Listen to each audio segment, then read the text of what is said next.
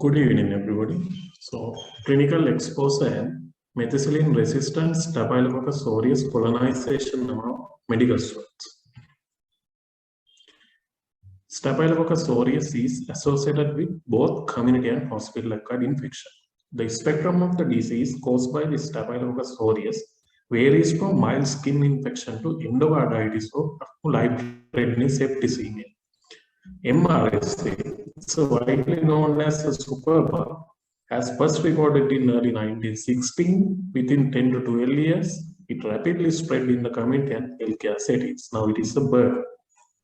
MRSA can be found as a common skin colonizer in healthy individuals. In addition to that, MRSA colonized the anterior nares, axilla, and perineum. The person who is colonized with MRSA could transmit the organism to others via skin-to-skin contact or contaminating the materials indirectly. MRSA carries a marker that reflects someone's vulnerability to contain and transit medically essential pathogens in the healthcare settings. MRSA screening and decolonization strategies are applied to inpatient waiting for cardiac, orthopedic, and prosthetic implantation surgeries. At present, screening and decolonization of clinical staff for MRSA are not routinely practiced. Healthcare settings' main MRSA carriers are healthcare personnel, including doctors, nurses, and other supportive staff. But exposure to the hospital environment of a prolonged duration would have been of the cause of increased carriage of MRSA among healthcare professionals. Another group belong to this category is that the medical students who conduct clinical examination in relation to various clinical appointments as part of their training. The clinical training is initiated at the latter half of the second year, and most of the times these medical students are not closely monitored for proper hygienic practices and inadequately educated about infection control prior to their clinical training. This fact raised our concern about assessing MRSA carriage among the medical students who have been exposed to the hospital environment. This is a cross-sectional study, the follow-up approach of a cohort of medical students. It was conducted over 2015, January to January 2017 at the teaching hospital Rajarata, Sri Lanka. Ethical clearance was obtained by the Faculty of Medicine and Allied Sciences. 3 batch of medical students, first year, third year, and fifth year of the MBBS degree course who were studying at the Faculty of Medicine were recruited. The study procedure was explained to the medical student and informed consent was obtained. The samples from both anterior nares and both axillae were obtained from the medical students using sterile cotton swabs. Those cotton swabs are moistened with the normal saline. Swabs are labeled as axillary and nasal. The swabs are dipped into the labeled tubes containing 7.5 normal sodium chloride in BHI broth and followed by overnight incubation. All the swabs are subcultured later, next day blood culture, Macon-Keika, and then subcultured in the Mentos Ortega for the differentiation of Staphylococcus aureus from epididymis. The Staphylococcus aureus were further confirmed using DNS and tube coagulase tests. The selected and confirmed Staph aureus cultures were used to detect methicillin susceptibility using oxacillin agar plate dilution method. Staphylococcus aureus can have in a minimal individual concentration MIC of oxacillin more than or equal 4 mg per liter were taken as MRSA. According to the CLSI 100S28 manual, further distribution test was performed to assess the antimicrobial susceptibility.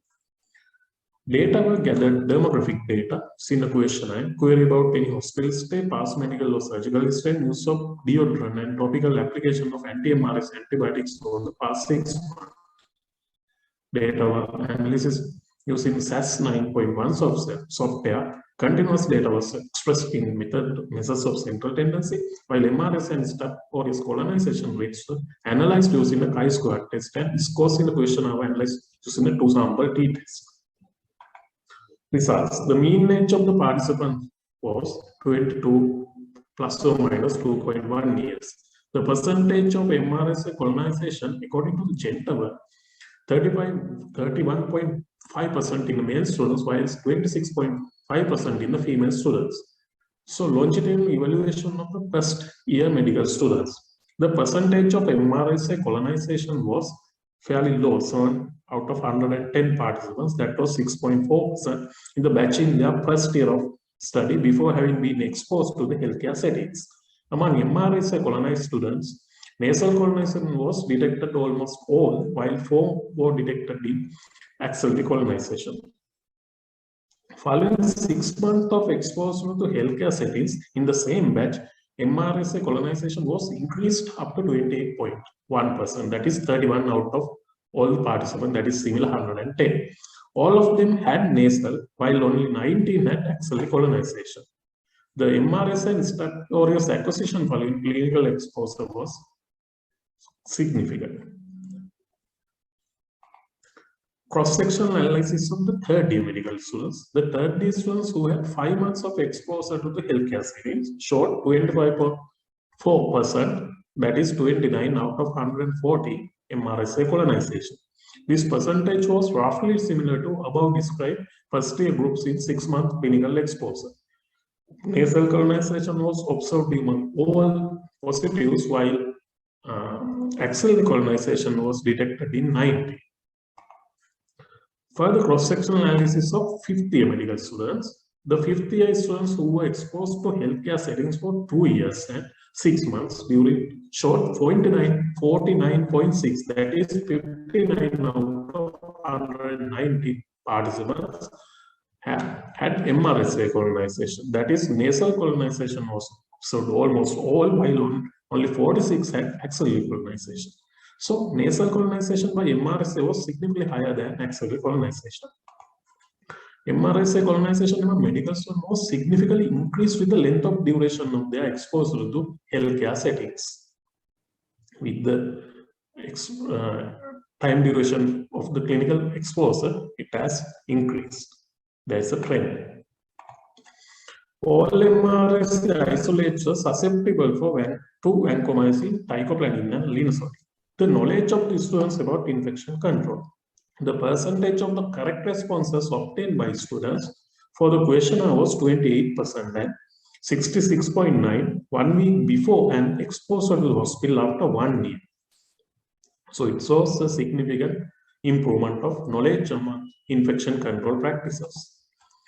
Following exposure to the healthcare settings, knowledge improved.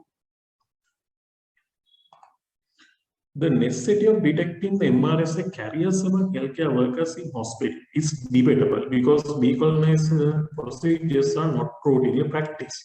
These individuals act as potential source of nosocomial infections for their patients and thereby may cause extended duration of patients' stay in the hospital. The reported prevalence of colonization with MRSA differs between institutions and geographical regions. This may be in part due to difference in terms of study design, sample size, and methods. A review article by Albich and Haber reported that 4.6 of healthcare workers were infected or colonized with MRSA. And there were studies around Nepal, it was 2%, while high nasal carriage was detected in Nigeria, even Ethiopia. In our study, MRSA carriage was observed as 49% among the medical students after they had been exposed to the healthcare setting for 2 years and 6 months. These students live in highly crowded university hostels, which should be another potential reason for this high percentage of MRSA carriage. So there are other studies like Indian and Ethiopian studies conducted in 2014 and 13 show female predominance among MRSA carriage. However, in our study, gender discrepancy was not evident. The knowledge of medical students about infection control after 1 year of their clinical study was satisfactory. However, the students who were immediately before the hospital exposure had a poor knowledge.